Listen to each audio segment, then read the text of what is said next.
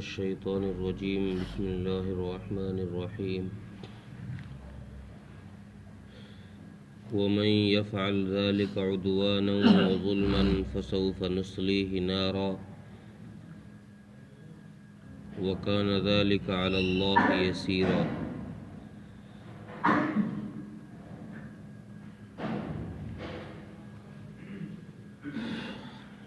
پچھلی آیت میں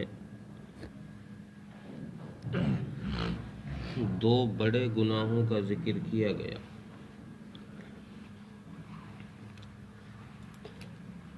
ایک تو کسی کا مال ناحق کھا لینا، اور دوسرا کسی کا قتل کر دینا۔ ان دو بڑے گناہوں کا ذکر کیا۔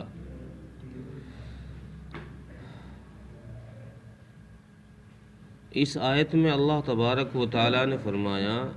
کہ جو شخص بھی یہ دو کام جان بوجھ کر کرے گا، تعدی یا ظلم کر کے کرے گا، تو ہم اس کو آسانی کے ساتھ جہنم میں ڈال دیں گے۔ اس کا ٹھکانہ اللہ تبارک و تعالیٰ نے جہنم بتایا ہے، اور پھر یہ فرمایا کہ یہ اللہ پر کوئی مشکل نہیں ہے کہ کبھی ذہن میں یہ خیال آ جائے کہ یار دنیا میں غور کیا جا رہا ہے تو پتہ چل رہا ہے کہ 90-95% لوگ ان گناہوں میں مبتلا ہیں، دوسروں کا حق مار رہے ہیں، ظلم کر رہے ہیں، بھائی بھائی کا حق مار رہا ہے، پڑوسیوں کا حقوق مارے جا رہے ہیں، رشتہ داروں کے حقوق مارے جا رہے ہیں۔ تو لوگ دنیا میں جب غور کیا جائے گا تو ان گناہوں میں اکثریت لوگوں کی مبتلا ملے گی۔ اکثر لوگ ان گناہوں میں ملوث پائے جائیں گے، دوسرے کا مال ناحق کھانے میں یا پھر دوسرے کو قتل کرنے میں۔ تو انسان کے ذہن میں یہ ایک سوال آتا ہے کہ بھائی جب اتنی اکثریت ان گناہوں میں ملوث ہے، اور اللہ فرما رہے ہیں کہ ان گناہوں میں ملوث ہونے والوں کا ٹھکانہ جہنم ہے، ہم ان کو جہنم میں داخل کریں گے، تو سوال ذہن میں یہ آتا ہے کہ یار پھر جنت میں کون جائے گا؟ یہ اللہ تبارک و تعالیٰ اتنی کثیر تعداد کو، اکثریت کو جہنم میں داخل تھوڑی کریں گے، معاف کر دیں گے۔ بھائی کسی ایک دو بندے سے 10-20 بندوں سے اگر غلطی ہو جائے تو ان کو چلو سزا دو، دھمکاؤ، ان کو ڈراؤ، تو اب اگر پورا کا پورا گروپ ہی غلطی میں مبتلا ہو جائے، انسانیت اکثریت ہی غلطی میں مبتلا ہو جائے، تو ذہن میں آئے گا یہ سوال کہ اللہ تبارک و تعالیٰ سب کو تو نہیں ڈالیں گے، سب کو نہیں ڈالیں گے، یہ کام تو کرنا بہت مشکل ہے، بلکہ اللہ تبارک و تعالیٰ معاف فرما دیں گے۔ تو اللہ تبارک و تعالیٰ نے اس سوال کا جواب دیا کہ نہیں بھائی، میں نے یہ ضابطہ بنا دیا ہے کہ جو بھی ان گناہوں میں ملوث ہوگا، خواہ کالا ہو، گورا ہو، عربی ہو، اجمی ہو، تھوڑے ہوں یا زیادہ ہوں، میں سب کو جہنم میں داخل کروں گا، اور یہ کام پھر میرے لیے مشکل نہیں ہے۔ مجھے کسی کا یہ خوف نہیں ہے کہ کوئی آ کر مجھ سے یہ سوال کر دے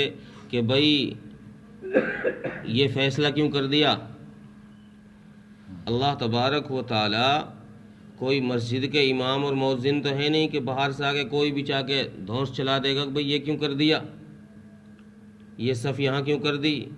نماز اتنے بجے کیوں کر دی، اتنی جلدی کیوں کر دی، اتنی لیٹ کیوں کری ہے۔ تو اللہ تبارک و تعالیٰ کی ذات تو احکم الحاکمین ہے، کون سوال کرے گا آ کر؟ اس لیے اللہ تبارک و تعالیٰ نے فرمایا کہ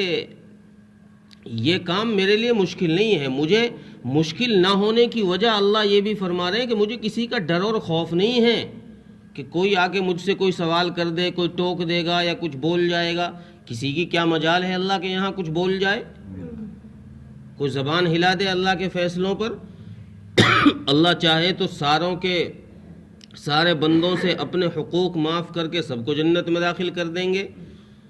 اور اگر اللہ چاہیں گے تو اپنے حقوق پر بھی پکڑ فرما کر جہنم میں داخل کر دیں گے۔ کون ٹوک سکتا ہے؟ تو اس لیے اللہ فرما رہے ہیں کہ تمہارے ذہن میں جو یہ سوال آ رہا ہے کہ بھئی اتنی اکثریت ہوگی ان گناہوں میں، اتنے سارے لوگ مبتلا ہیں، یار جب نظر ڈالی جا رہی ہے تو ہر دوسرا آدمی، ہر پہلا آدمی کسی نہ کسی کا حق مارے پڑا ہے، تو یہ سب کے سب لوگ تو نہیں ہوگا یار، یہ ان سب کو تھوڑی جہنم میں داخل کیا جائے گا۔ اس لیے اللہ تبارک و تعالیٰ نے بڑی آسانی سے جواب دیا کہ نہیں بھائی، چاہے سب لوگ ہی کیوں نہ مبتلا ہو جائیں، میں سب کو جہنم میں ڈال دوں گا، میں سب کو ہی جہنم میں ڈال دوں گا، اور یہ کام میرے لیے کوئی مشکل نہیں ہے۔ یہاں اس آیت میں ایک لفظ، اوپر جو دو لفظ ذکر کیے ہیں، وَمَن يَفْعَلْ ذَلِكَ عُدْوَانًا وَظُلْمًا، عدوان کہتے ہیں اپنے اوپر ظلم زیادتی کو، اور ظلمن دوسروں پر جو ظلم کیا جاتا ہے اس کو ظلم کہتے ہیں۔ عدوان تو اپنے اوپر ظلم کرنا۔ اپنے اوپر ظلم کیا ہے؟ اپنے اوپر ظلم یہ ہے کہ ان گناہوں کے کرنے والا آدمی، ان گناہوں کو کرنے والا آدمی، یعنی کسی کا مال ناحق کھانا اور کسی کو قتل کرنا، ان گناہوں کا کرنے والا آدمی اپنے اوپر ظلم یہ کر رہا ہے کہ وہ خود اپنے آپ کو جہنم کا مستحق بنا رہا ہے۔ حالانکہ اللہ تبارک و تعالیٰ نے اس کو سیف رکھا ہے، عذاب کا مستحق نہیں بنایا۔ اللہ تبارک و تعالیٰ نے بندے کو جنت کا مستحق بنایا ہے، اس لیے ایمان کی دولت دی ہے، لیکن اللہ تبارک و تعالیٰ کے اس فیصلے کے خلاف جاتے ہوئے جب یہ کام کرے گا تو یہ بندہ اپنے اوپر ظلم کر رہا ہے۔ اس لیے اللہ فرما رہے ہیں کہ یہ تعدی کر رہا ہے، یہ اس کام سے آگے بڑھ رہا ہے، حد سے آگے جا رہا ہے، تو اس پر اس کو سزا دی جائے گی، اور اس سزا کی وجہ سے یہ اپنے آپ کو اپنے اوپر ہی ظلم کر رہا ہے۔ اور ایک ہوتا ہے دوسرے پر ظلم کرنا، کسی کا مال کھا لیا، کسی کا مرڈر کر دیا، یا کسی کے ساتھ اور زیادتی کر دی، تو اللہ فرما رہے ہیں کہ یہ بھی ظلم ہے۔ یہ دونوں ظلم ہیں کہ جو شخص بھی ان کو جان بوجھ کر کرے گا، وَمَن يَفْعَلْ ذَلِكَ عُدْوَانًا وَظُلْمًا، جو شخص ان کاموں کو، ان گناہوں کو جان بوجھ کر کرے گا وہ سزا کا مستحق ہے۔ یہاں سے ایک پہلو یہ نکلا، ایک راستہ یہ نکلا کہ جو شخص، چونکہ اللہ نے فرمایا جو شخص جان بوجھ کر کرے گا، تو یہاں ایک راستہ یہ نکل رہا ہے کہ اگر کسی سے یہ کام غلطی سے ہو جائیں، یہ کام اگر کسی سے غلطی سے ہو جائے، غلطی سے کسی کا مرڈر ہو گیا، چلا شکار کی طرف گولی رہا تھا، لگ کسی اور میں انسان میں جا کے لگ گئی، غلطی سے ہو گیا، یا کسی کا حق غلطی سے غصب ہو گیا، اسے پتہ ہی نہیں تھا یار میری زمین میں دوسرے کی زمین آ رہی ہے، اس نے اسی پہ مکان تعمیر کر دیا۔ یعنی غلطی سے کسی کا حق مار لیا جائے یا کسی کا مرڈر ہو جائے، کسی کی جان لے لے، تو اس غلطی کی وجہ سے یہ سزا کا مستحق نہیں ہوگا۔ بھول کر اگر یہ غلطی سے یہ کام ہو گیا اس سے، تو پھر یہ سزا کا مستحق نہیں ہوگا۔ اس لیے اللہ نے فرمایا کہ جان بوجھ کر ہی اگر یہ غلطی کرے گا تو ہی سزا کا مستحق ہے، انجانے میں اگر غلطی ہو گئی تو پھر سزا کا مستحق نہیں ہے۔ ترجمہ دیکھ، وَمَن يَفْعَلْ ذَلِكَ عُدْوَانًا وَظُلْمًا فَسَوْفَ نُصْلِيهِ نَارًا، اور